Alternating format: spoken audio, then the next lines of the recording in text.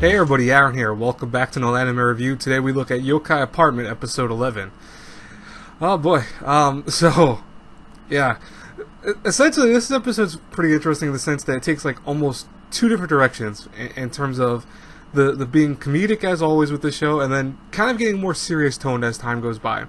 So the beginning obviously is the both Inaba and Toshiro, which is her name.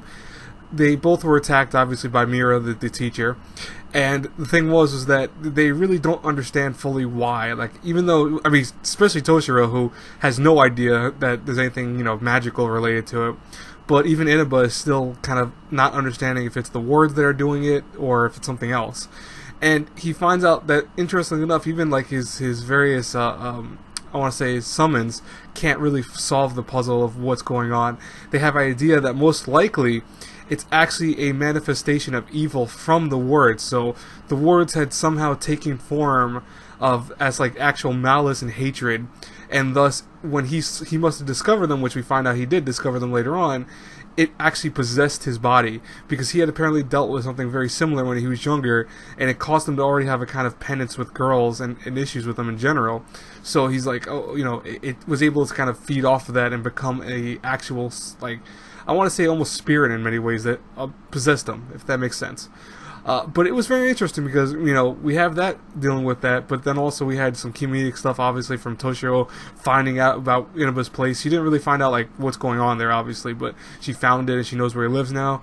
And it seems like she's going to become more of a relevant role. From what I can't remember if she really does have a more relevant role after this part. I think she does, but I'm not 100% sure, because this is where I'm starting to forget certain things from the manga, to be honest with you. And I'm like, I feel like she does become a big character after this whole session, but I'm not 100% sure, so don't quote me on that.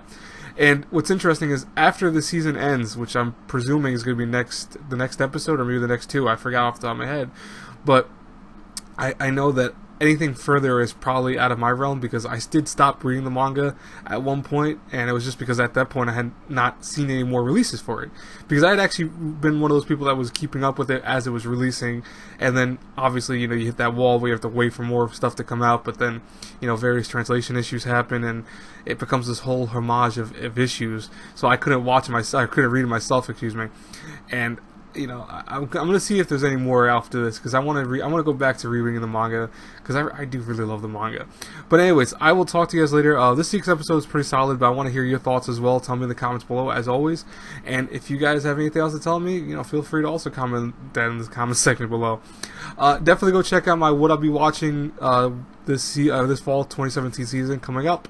I also have a thing where you can vote on what you guys want me to review and watch, so definitely go check it out. I'm not going to leave the link for it, but it should be like the third video today. Anyways, I will talk to you later. Have a great blessed day, everyone. Bye bye, everyone.